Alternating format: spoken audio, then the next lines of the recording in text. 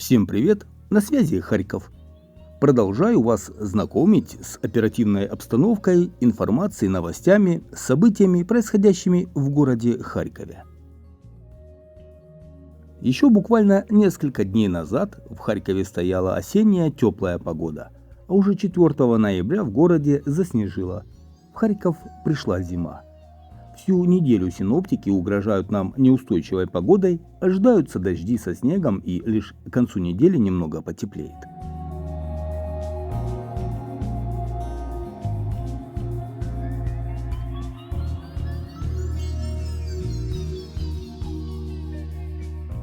Уже сейчас Харьков начали украшать новогодними декорациями.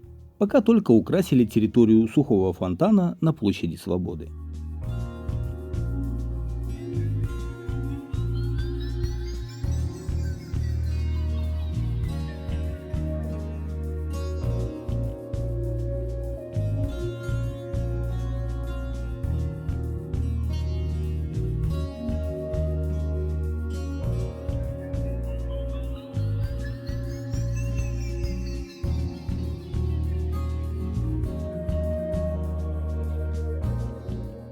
В харьковских магазинах уже тоже атмосфера Нового года.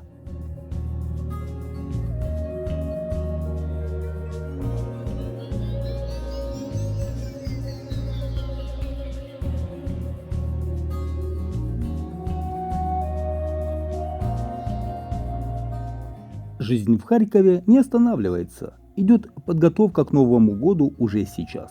Харьковчане живут, занимаются своими делами. И это несмотря на военные действия, бои в 30 километрах от Харькова. Продолжаются неспокойные дни в Харькове. Продолжают лететь снаряды, бомбы, ракеты на город. 1 ноября был ракетный удар по городу, который пришелся на место дислокации полицейских. Последствия прилетов ракет вы сейчас видите. В результате удара повреждены 20 жилых домов, 6 нежилых, 11 транспортных средств. Есть жертвы и пострадавшие. Погиб полковник полиции Андрей Матвиенко, ему было 43 года. Ранены еще 30 сотрудников полиции, 1 спасатель и 9 гражданских.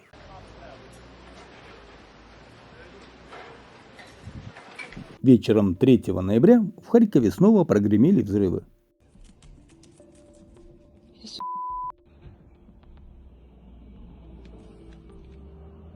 Летит.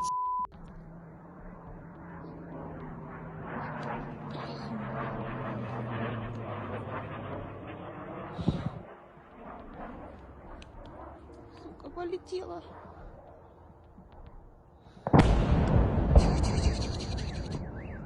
В Шевченковском районе города авиаснаряд упал в лесополосе. Обошлось без пострадавших.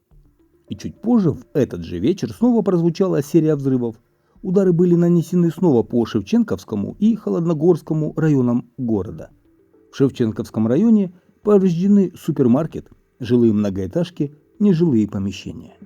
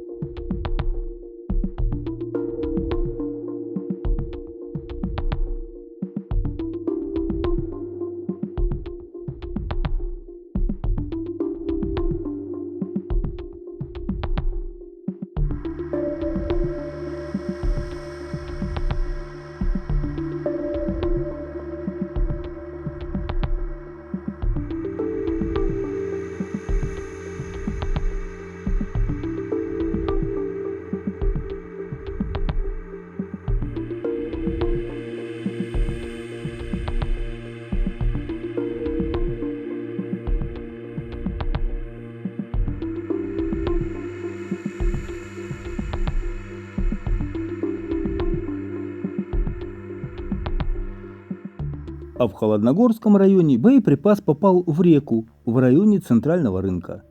В полиции сообщили, что в результате российских обстрелов в городе пострадали 15 человек, среди которых 4 полицейских. Около центрального рынка повреждено порядка 50 торговых киосков и пострадал спортивный центр «Акварена». В ночь с 4 на 5 ноября прогремела новая серия взрывов. Россияне ударили по Шевченковскому и Киевскому районам города. В Шевченковском районе снаряд прилетел в лесополосу. В 3 окрестных многоэтажках частично выбиты окна. В одной из них поврежден фасад. Пострадали 2 женщины. У них резанные раны осколками стекла и острая реакция на стресс. В Киевском районе снаряд упал на открытую территорию. Частично повреждены несколько частных домов, пострадавших нет.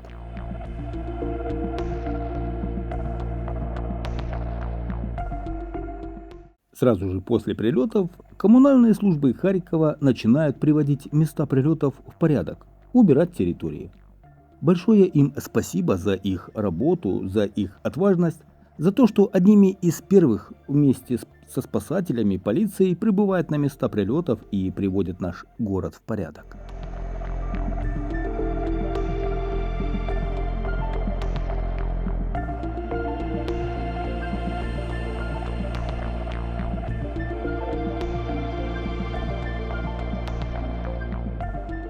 Вообще же в Харькове за октябрь повреждено 380 жилых домов. Об этом сообщил мэр Игорь Терехов. Повреждено 4648 окон, 160 кровель, 789 остекления балконов. В октябре воздушная тревога в Харькове суммарно длилась почти 340 часов. Это около 2 недель. Российская Федерация нанесла 25 ударов по городу. 9 человек погибли, из которых 2 детей. Пострадали 130 человек, из которых 5 детей. Уже сейчас, несмотря на постоянные российские обстрелы, городские службы активно работают над устранением последствий обстрелов и пытаются восстановить все, что разрушила Россия. Сейчас разрабатывается ресурс, на котором будет размещена информация о поврежденном жилье. Там граждане смогут посмотреть, на какой стадии восстановления находится дом.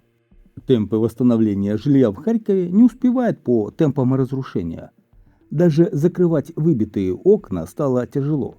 В прошлом месяце российские бомбы и ракеты повредили более 4600 окон, а коммунальники успели закрыть всего 1200.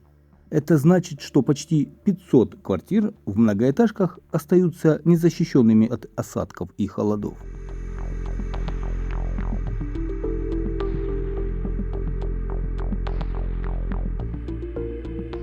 А в Харькове уже не хватает мест для переселенцев.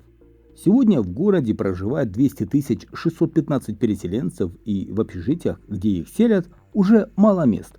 Об этом сообщила вице-мэр Светлана Горбунова-Рубан. По ее словам, когда люди эвакуируются с других территорий, где ведутся боевые действия, они едут прежде всего в Харьков. Раньше мы знали, что у нас есть 1000 мест в запасе, но только из Волчанска эвакуировались более 10 000 человек, отметила Светлана Горбунова-Рубан. На фоне этого Харьков собирается строить муниципальное жилье. Об этом заявил мэр Игорь Терехов. По его словам, для финансирования проекта привлечено финансирование от правительства Германии. Там имеют опыт восстановления жилого фонда после Второй мировой войны.